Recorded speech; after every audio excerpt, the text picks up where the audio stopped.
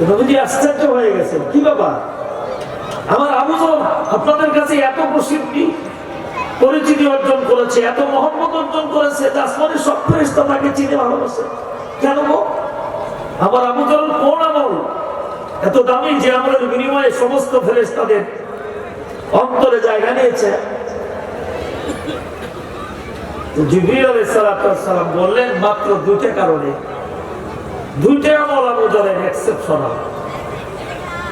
একটি আমল হলো সে সব সময় সূরা ইখলাস তেলাওয়াত করে, সূরা ইখলাসকে ভালোবাসে। আল্লাহর পরিচয় তাওহীদের এই সূরাকে খুব ভালোবাসে, যখনই সুযোগ পায় তখনই পড়ে। আর দুই নম্বর কারণ, আবু যর গিফারী জীবনে কোনোদিন অহংকার করে। সুবহানাল্লাহ, সুবহানাল্লাহ। সম্মানিত দিনী ভাইয়েরা আমার, তো সূরা ইখলাসের মৌলিক যে শিক্ষাটা, এটা আমাদের গ্রহণ করতে হবে। আল্লাহ তাআলার পরিচয় আমার হৃদয়ে ধারণ করতে হবে। আজকে আমাদের মাঝে বিশ্বের মানুষ আল্লাহর পরিচয় নিয়ে বিভিন্ন ফেরকায় তার আজকে ফেরকাবন্দি। وقالت اليهود عزير بن الله, ইহুদিরা বলে উযাইর আলাইহিস সালাম আল্লাহর ছেলে। নাউযু বিল্লাহি মিন যালিক। وقالت النصارى المسيح ابن الله, খ্রিস্টানরা বলে ঈসা আলাইহিস সালাম আল্লাহর ছেলে। দুই দলে ছেলে বানাইলো, তাহলে মেয়ে লাগবে না আল্লাহ? নাউযু বিল্লাহি মিন যালিক। মক্কার মুশরিকরা তারা দাবি করলো আল মালাইকাতু বানাতুল্লাহ, ওই সমস্ত ফেরেশতারা আল্লাহর মেয়ে। জোরে সুরে বলেন নাউযু বিল্লাহ। অথচ আমরা সূরা ইখলাসে কি পাইলাম? লাম ইয়ালিদ ওয়া লাম ইউলাদ। এজন্য সূরা ইখলাসের ফজিলত তো এইজন্য ভাই 24 ঘন্টা এটাকে হৃদয়ে ধারণ করতে হবে। এক মুহূর্তের জন্য ভুলে গেলে ইমানের ভিতরে গোলমাল এসে যাবে। এর বাইরে যাব তো আল্লাহর জাতে, আল্লাহর সিফাতে, আল্লাহর ইবাদতে শরীক স্থাপন করা হয়ে যাবে। যেমন ইহুদিরা বলছে উযাইর আল্লাহর ছেলে, খ্রিস্টানরা বলছে ঈসা আলাইহিস সালাম আল্লাহর ছেলে, মক্কার কাফেররা বলছে, মুশরিক কাফেররা, যে ফেরেশতারা আল্লাহর মেয়ে। আবার আরেক দল পত্তলিকেরা, তারা 360টা দেবতা, না না 33 কোটি 36 কোটি, তাদের দেবতার শেষ নাই, ভালোবাসে 13 বোঝা। তো সূরা ইখলাসের এই 4টি আয়াতের 5টি গুণ আমাদের হৃদয়ে ধারণ করে খাঁটি খালেস ভাবে তাওহীদকে হৃদয়ে ধারণ করতে হবে। সর্বপ্রকার শিরক থেকে নিজেদেরকে পবিত্র করতে হবে। কারণ আল্লাহ বলেছেন ফামান কানা ইয়ারজু লিকা রাব্বিহি فليعمل عملا صالحا ولا يشرك بعبادة ربه أحدا। যারা আল্লাহর সাক্ষাৎ লাভ করতে চায়, দিদারে ইলাহি চায়,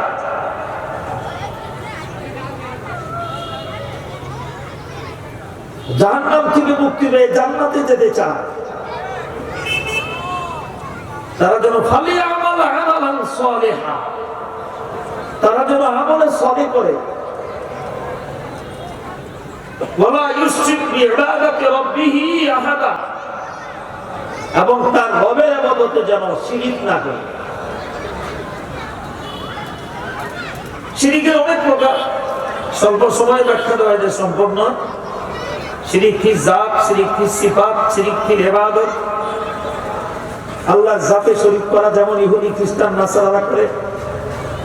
আল্লাহর সিফাতে শরীক করা, আল্লাহর ইবাদতে শরীক করা। আকবার কাবায়ে, সকল কবিরা গুনার ভিতরে বড় বড় কিছু কবিরা গুনাহ আছে, কবিরার ভিতরে কবিরা। তার 1 নম্বর তালিকায় হলো শিরক। শিরকের চেয়ে কোনো বড় গুনাহ নাই, সবচেয়ে বড় গুনাহ, সব গুনাহের বড় গুনাহ হলো শিরক। আল্লাহ তাআলা এটা পছন্দ করেন না। এই জন্য বলছেন ইন্নাল্লাহা লা ইয়াগফিরু আন ইউশরাকা বিহি ওয়া ইয়াগফিরু মা দুনা যালিকা লিমান ইয়াশা। আল্লাহ যাকে চান তার জিন্দেগীর গুনাহ মাফ করে দিবেন, কিন্তু শিরক ক্ষমা করবেন না। শিরক ছাড়া যত গুনাহ আছে যাকে ইচ্ছা তিনি মাফ করবেন, কিন্তু শিরক যে মাফ করবেন না পরিষ্কার কোরআন শরীফের অনেক অনেক আয়াত দিয়ে এটা সাব্যস্ত হয়েছে। আল্লাহ ঘোষণা দিয়েছে, রাসূল বলেন লা তুশরিক বিল্লাহ ওয়া ইন কুত্তাও কুল্লিতা। তোমাকে যদি কেটে টুকরা টুকরা করা হয়, তোমাকে যদি আগুনে জ্বালিয়ে দেওয়া হয়, জীবন দিয়ে দাও উম্মত, তদুপরি শিরক করো না। কেটে টুকরা টুকরা করবে, আগুনে জ্বালিয়ে ছাই করে দিলে হয়ে যাও, শিরক করো না। কত বড় গুনাহ! এই জন্য সর্বপ্রকার শিরক থেকে আমাদেরকে দূরে থাকতে হবে। আল্লাহ তাআলা তৌফিক দেয়, যদি বলি আমিন। শিরক কি জাত তো বললাম, শিরক কি সিফাত, আল্লাহ তাআলার সিফাতে শিরক। আমাদের খাওয়ানেওয়ালাকে জোরে বলেন না, না একমাত্র আল্লাহ। বাঁচানেওয়ালা একমাত্র কে? ইয়াকা না'বুদু, আমরা আল্লাহর ইবাদত করি, এই তরজমা ঠিক না। একমাত্র শুধুমাত্র আমরা আল্লাহরই ইবাদত করি এবং তার ইবাদত করব। ওয়া ইয়াকা নাস্তাঈন, ইয়াকার অর্থটা হয় না আমাদের এইভাবে তরজমা করলে। একমাত্র শুধুমাত্র তার কাছেই সাহায্য চাইতেছি এবং আজীবন চাইব। তেমনি ভাবে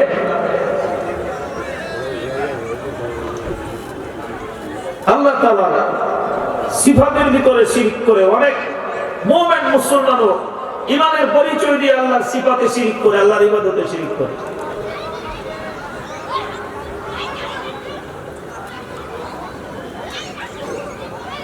খাওয়ানেওয়ালা বাঁচানেওয়ালা আমার একমাত্র আল্লাহ।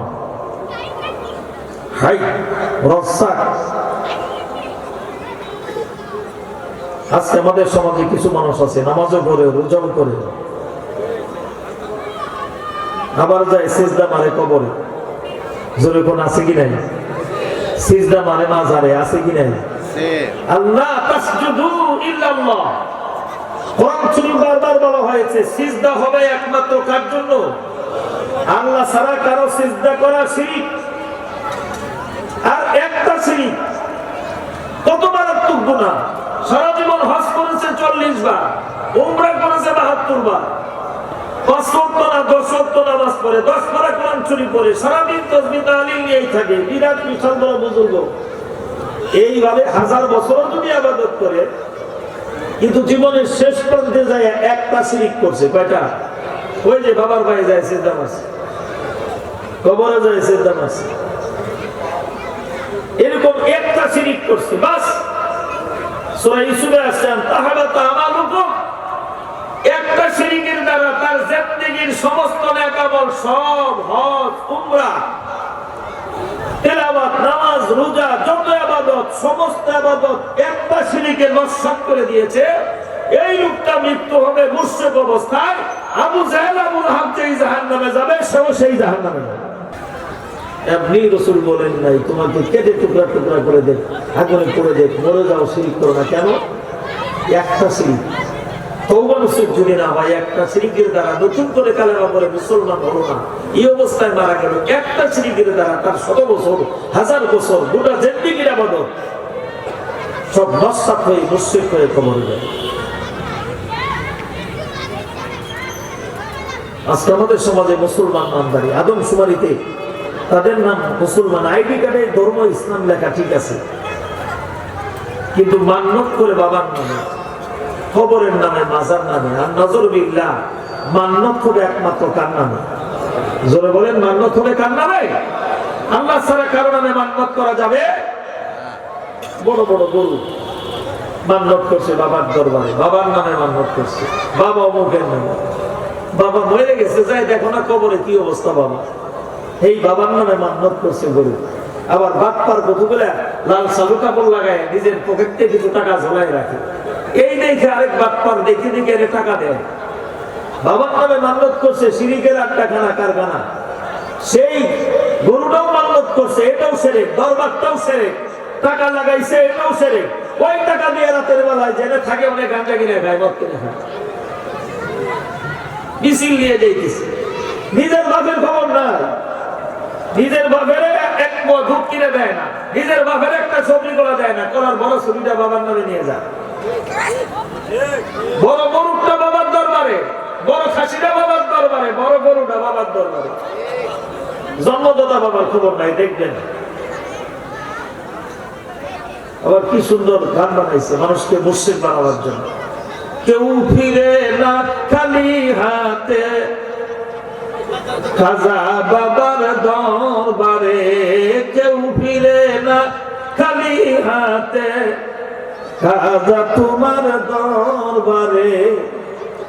একটা মাত্র দরবার, আল্লাহর দরবার, যিনি সবাইকে দিতে পারেন। পৃথিবীর কোন মাখলুকের ক্ষমতা নাই সবাইকে কিছু দেওয়ার। জোরে বলেন আছে? এটা তারা শিরিক, আল্লাহর সাথে সম্পৃক্ত করলেন। আর দেখেন আল্লাহর দন রাসূলকে দিয়া গেলেন আল্লাহ গায়েব হইয়া। আল্লাহর দন রাসূলকে দিয়া রাসূল গায়েব হয়ে গেছে, আল্লাহ গায়েব হয়ে গেছে। আল্লাহর দন রাসূলের দিয়েছে, আল্লাহ এখন কি আল্লাহ রেমাইনাস করছে, আল্লাহ নাই এখন রাসূল দুই পদে, আল্লাহ রাসূল। কত বড় শিরিক দেখেন। এই শিরিক আবু জাহেল করে না, আবু জাহেল আল্লাহ আল্লাহ বলে মানছে। আবু জাহেল জিজ্ঞেস করলে আসমান জমিন কে সৃষ্টি করেছে, বিরাদিনে জবাব দিত আল্লাহ সৃষ্টি করেছে। এত বড় শিরিক আবু জাহেল আবুল হাত করতো না, যে শিরিক আমাদের দেশের কিছু মুসলমান নামদারি মানুষ করছে। কি বলতেছে?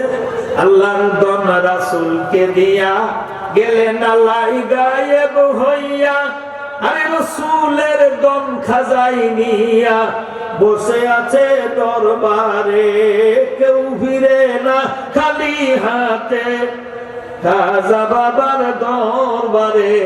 জোরে বল নাউজুবিল্লাহ। যদি হিসাব করে না তো শিরিক কয়টা করলেন? এক নম্বর শিরিক, কেউ ফিরে না খালি হাতে বাবার দরবারে। সবাইকে দিতে পারে, একমাত্র ক্ষমতা কার? আল্লাহ। এর আমি খাজারে বানাইলেন শিরিক কিসিবা ডাইরেক্ট শিরিক। দুই নম্বর আল্লাহরে মাইনাস করলেন, আল্লাহর দন রাসূলের দিয়ে আল্লাহ গায়েব হয়ে গেছে, আল্লাহ নাই। আবার রাসূল দিয়ে দিয়েছে তার দন খাজারে, রাসূল কারে দিয়েছে? খাজারে। আরে একমাত্র কি ওদের গানের মর্মটা একটু খেয়াল করেন না? এই জন্য তারা খাজার পায়ে সেজদা করে, একসাথে এক সেজদা দিয়ে দুইজনের পূজা করে। আল্লাহরেও দিল, রাসূলেরও দিল, খাজারেও দিল। কেন? এখন তো খাজা শুধু খাজা না, খাজা আল্লাহর আসনে, আল্লাহর দন রাসূলের দিয়েছে, রাসূলের দন খাজা দিয়েছে। খাজা এখন একা তিন পুষ্ট চালাইতেছে, 3 in 1। এই যে কপাল মারে এই জায়গায় যাইয়া খাজার নামে মান্যত করে খুদা ও বাবু রাসূল ও বাবু খাজা ও বাবু 14 গোষ্ঠীর জান্নাতে যাবে। আকীদাটা কত খারাপ যে মক্কার কাফের বেঈমান মুশরিকদের আকীদা এত খারাপ